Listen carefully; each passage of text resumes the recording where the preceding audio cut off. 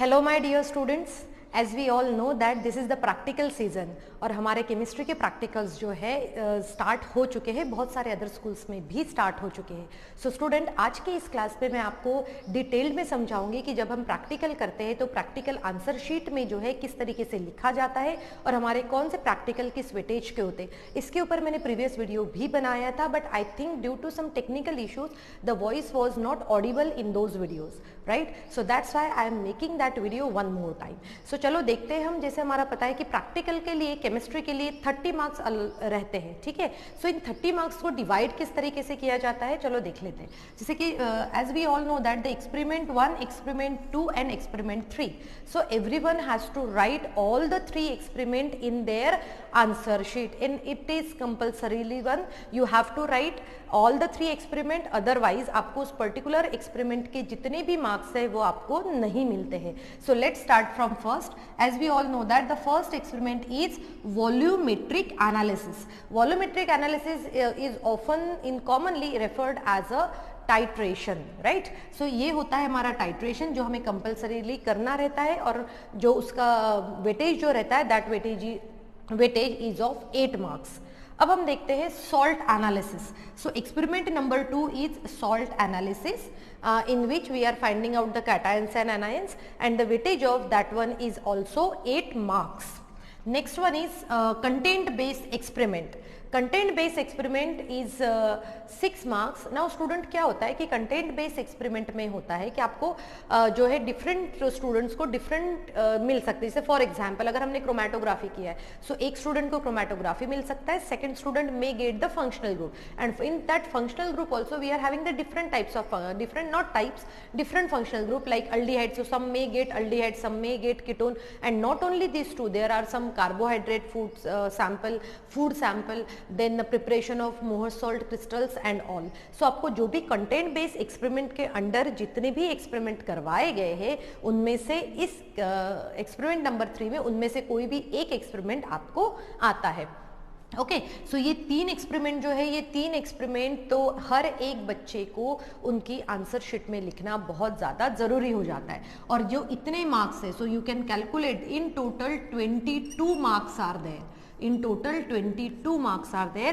It means if you are not doing any kind of mistake in writing part, so definitely you will be getting this 22 marks, right? So main क्या है, आपको अगर 22 marks score करना है तो आपको writing में कुछ भी मिस्टेक नहीं करनी है, और वो किस तरीके से लिखा जाता है and all that I will explain. Okay, so next one is investigatory project and investigatory project. Now student, everyone has made this investigatory project. हमने कुछ ना कुछ इन्वेस्टिगेशन किया है, आपने एक स्पाइरल बाइंडिंग की फाइल भी बनाई है, तो आपको क्या करना है, उस फाइल को प्रॉपरली रीड करना है। In board examination viva always would be there on the investigatory project, right? So need not to perform on that day, but आपको वाइवा एक्सटर्नल डेफिनेटली पूछ सकते हैं इन्वेस्टिगेटरी प्रोजेक्ट के ऊपर। अब नेक्स्ट आते हैं हमारा record and viva.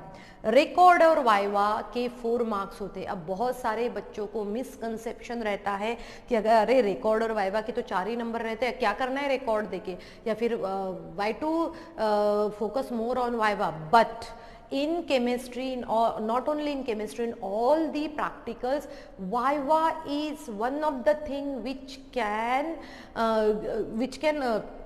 Ask external, और हम इंटरनल को क्या कर सकते हैं, इम्प्रेस कर सकते हैं, और हम साथ में ही उसके सबसे ज़्यादा मार्क्स स्कोर भी कर सकते हैं। और इसीलिए हम कहेंगे कि वाइवा पे भी हमें फोकस्ड रहना है।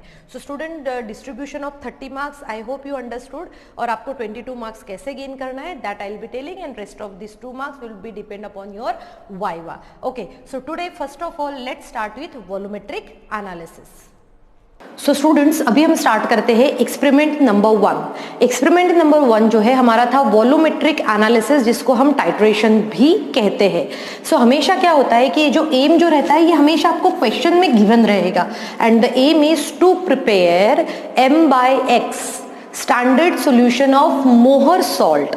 ठीक है, ये जो हम टाइट्रेशन जो कर रहे हैं, ये एक्सपेरिमेंट किसका कर रहे हैं, यहाँ पर एम मैंने नहीं दिया हुआ है। आई विल आप इस पिक्चर में देख सकते हैं कि एम क्या है एक्सपेरिमेंट का। तो हम देख सकते हैं कि हम मोहर सॉल्ट और KMnO4 के बीच में जो है ये रिएक्शन परफॉर्म कर रहे हैं। ठीक है, सो एम तो हमेशा आपके क्वेश्चन पेपर में दिया ही रहेगा, तो वो एज इट इज आपको कॉपी करना है। सेकेंड हम आते हैं केमिकल्स एंड एपरेटस। सो ये जो हम टाइट्रेशन करते हैं तो कौन कौन से केमिकल्स हमें रिक्वायर्ड रहते हैं। जैसे हमें पता है कि KMnO4 हमें लगेगा, हमें उसके बाद में मोहर सॉल्ट की जरूरत है, उसके बाद में हम H2SO4 भी ऐड करते हैं इसमें। ठीक है, तो ये सभी हम केमिकल्स लिखेंगे। अगर एपरेटस की बात करें तो burette, stand, conical flask, beaker, pipette. ठीक है, ये सब चीजें हम इसमें लिखेंगे जो मैंडेटरी और जो रहती है, और हम ये सभी चीजें इसमें केमिकल्स एंड एपरेटस में नोट डाउन करके रखेंगे। ओके, फिर हमारा आता है इंडिकेटर। सो इंडिकेटर क्या हम कोई अलग से इंडिकेटर ऐड करते हैं क्या? नहीं, हम यहाँ लिखेंगे कि KMnO4 acts as a self indicator। क्या होता है? KMnO4 ही act as a self indicator. अब क्यों होता है ये KMnO4? और ये सबसे मेन वाइवा क्वेश्चन है जो मैं यहाँ पर नहीं बताऊंगी। जो next video I will be making, in that one I will be taking all your doubts and I will be telling you that which viva questions can external ask. Okay, so यहाँ पर हम सिर्फ ऐसा ही लिखेंगे, indicator KMnO4 act as a self indicator. Now next हमारा आता है, ये हमारा फर्स्ट पॉइंट हुआ जो दिया रहेगा। जो नेक्स्ट है एंड पॉइंट। ना एंड पॉइंट मीन्स व्हाट, कि आपके रिएक्शन कहां पर कंप्लीट हो रही है। So in end point we will be writing it as a colourless to light pink. ये क्या आता है? Colourless to light pink colour जो है we will be getting in that solution. Okay, now see, this is again one of the very important point of titration, and that one is preparation of standard solution, right? So formula which we are going to use here is M is equal to here x it means value of solute, and solute is more salt. So in place of M I can write it as a, that is weight of solute upon molecular mass of solute, जो भी molecular mass रहेगा, into यहाँ पर आ जाएगा 1000 upon 250 ml।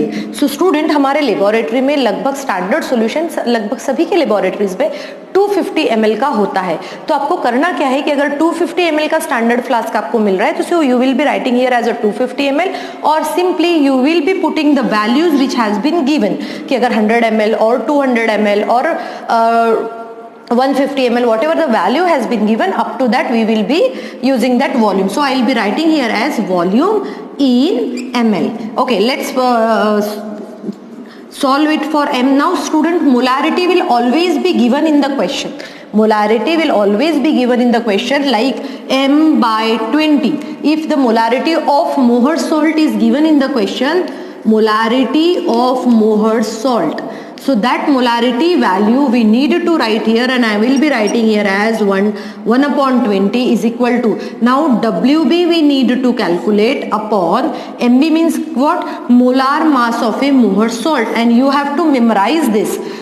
You have to memorize this, that is Mohr salt molar mass is 392. So here we will be writing 392 into 1000 upon, as I said that generally the value is 250.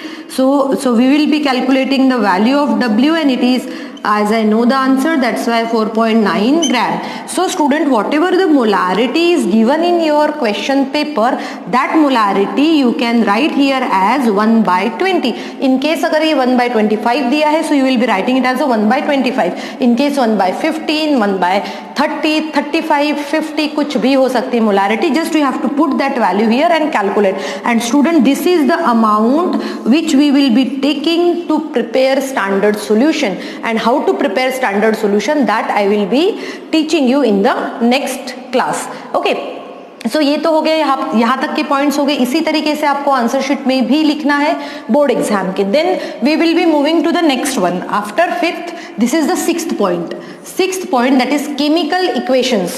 So students, in titration both equations we need to write. First of all, molecular equation and ionic equation. So if you will see that many students will now say that this is a very bigger solution equation, but beta, if you want to score, you have to memorize it, right? This is actually the net equation. In my previous video I have explained this, the step 1 and step 2 properly. You can go and check there, or I'll simply say that just memorize this equation, and this is easy to memorize. See, KMnO4 we are having. In KMnO4, when we are adding H2SO4 in KMnO4 H2SO4, and this is the formula of Mohr salt. This is the formula of Mohr salt. So Mohr salt we added, and we will be getting there these all kind of product, and as it is you have to memorize, and you are going to write this in your final answer sheet without doing any mistake. Okay, now next one is ionic equation. Student, now ionic equation no need to memorize, ये मैं आपको समझा दूंगी और बहुत easy है, तो आप कोशिश कीजिएगा कि इसको आपको अच्छे से memorize करना है. Ionic equation try to understand, you will get the easy way of it. Now as we know that in KMnO4 MnO4 negative ions are there. Which ions are there? MnO4 negative ions. And when you will see it in the product, so you will get that this MnO4 negative ions are converted into Mn2 positive, right? Now let's see the oxidation state of manganese. Oxidation state of manganese here is +7. Oxidation state of manganese is +7, and here it is +2. So to balance this oxidation state, I'll be writing here as a 5 electrons. 5 electrons I wrote to balance the oxidation state. After that, to balance the oxygen, I will be writing, that is 4O is here, so 4H2O.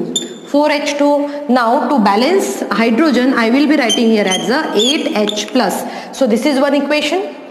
Now second one, as we know that these are the ferrous ions, right?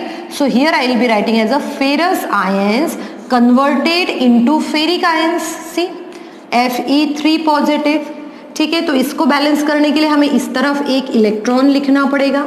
ठीक, एक electron लिखा हमने, अब ये balance हो चुका है, but electrons को बैलेंस करना है, इसीलिए हम यहाँ 5 से मल्टीप्लाई करेंगे, and then we can get the final equation as, we can write here as MnO4 negative plus 8H plus, or electron will get cancelled, and here it would be plus 5 Fe2 positive plus gives Mn2 positive plus 5 Fe3 positive plus 4 H2O.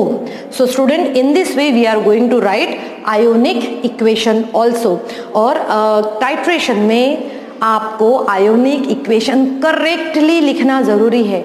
Generally वो 8 marks में से जो कुछ marks deduct होते हैं ना, ये इसी पे होते हैं, क्योंकि हम मिस्टेक तो करते ही करते हैं आयोनिक इक्वेशन लिखते समय. तो आपको इसको अच्छे से मेमोराइज करना है, और आयोनिक इक्वेशन तो मैंने समझा ही दिया है, ठीक है, तो आप उसको समझ के लिखिए.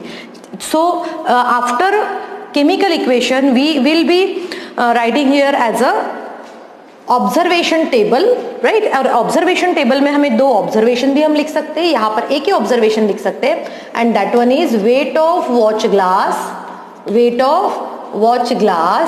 Plus weight of salt. Weight of watch glass plus weight of salt, जितना भी आएगा that we will be writing here it in the gram.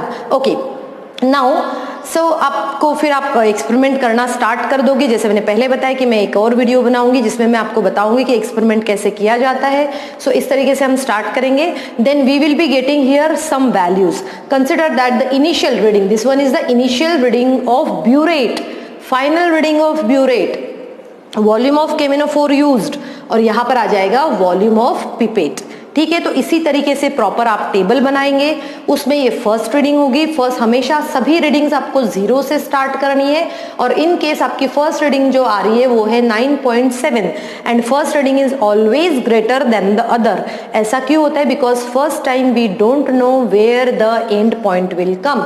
So this is the 9.5, then there is a possibility of 9.5, then maybe 9.4 and 9.5. सो आप ये देखेंगे कि चारों reading में से कोई भी दो रीडिंग जो है वो क्या होना चाहिए, वो दोनों रीडिंग थोड़ा सेम होना चाहिए, right, and that reading is known as a concordant reading. वो मैं आपको समझाती हूँ। अब देखो वॉल्यूम ऑफ KMnO4, ये जैसे आप माइनस करोगे कैसे निकालते हैं, final minus initial, so 9.7, 9.5, 9.4, 9.5 and here we will be writing it as a ml। बेटा यहाँ पर ml नहीं लिखते हैं, रीडिंग में आपको याद रखना है, यहाँ पर ml नहीं लिखना है, सिर्फ हम इसी सिचुएशन में ml जो है वो लिखेंगे। और फिर हमारा आएगा volume of pipette. Volume of pipette, ये 10 ml का हर बार हम वॉल्यूम यूज करते हैं।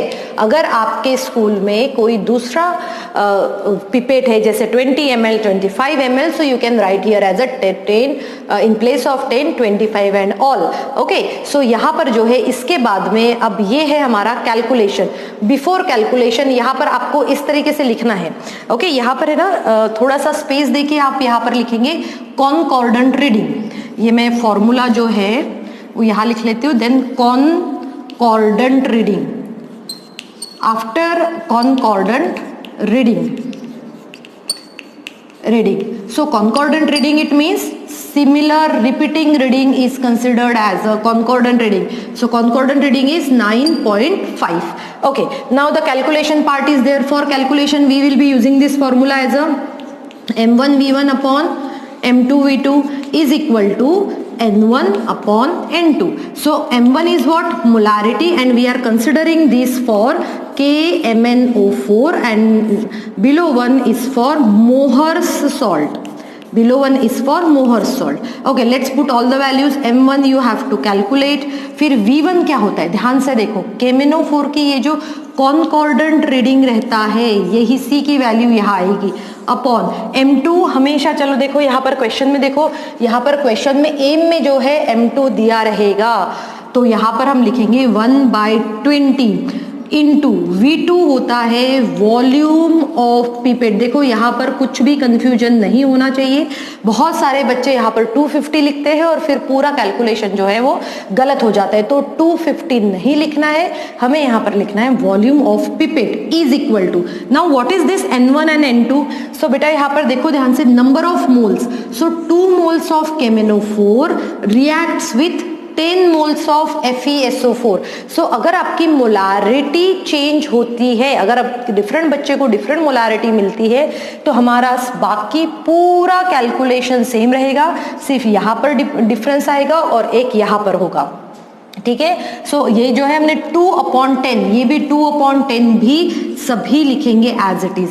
Now let's put all the values in that, and then after putting all the values you can calculate it for m1। This you can calculate. Okay, so after this we have to calculate, just I am erasing something to explain that one. Student, I hope you took the screenshot और आपने इसको note down करके रख दिया है। इसके बाद वाला जो पोर्शन है मैं यहाँ पर समझाती हूँ, so it would be easy for you to keep in mind. Okay, so हमने कहाँ तक किया, हमने कैलकुलेट किया है m1। Okay, I am writing this formula one more time.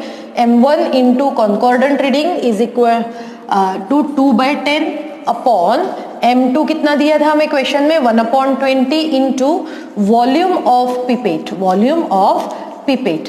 सो यहाँ पर आप देख सकते हैं कि m1 we have to calculate, concordant reading आप देखिए उसमें वहां पर दिख रहा है हमें 9.5 upon 1/20 into 10 is equal to 2/10। So यहाँ पर m1 की जो भी वैल्यू आएगी that you will write in the end unit for this one is moles. After this one more you have to calculate and that one is strength.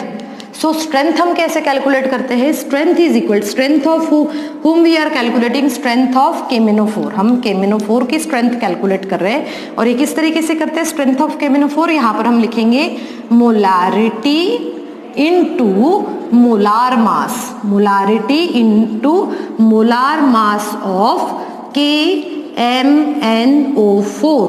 So molarity is here given into molar mass of KMnO4 is 158, and finally you can calculate the answer, and that would be gram per liter. That would be gram per liter. Okay, so in this way you can calculate this gram per liter.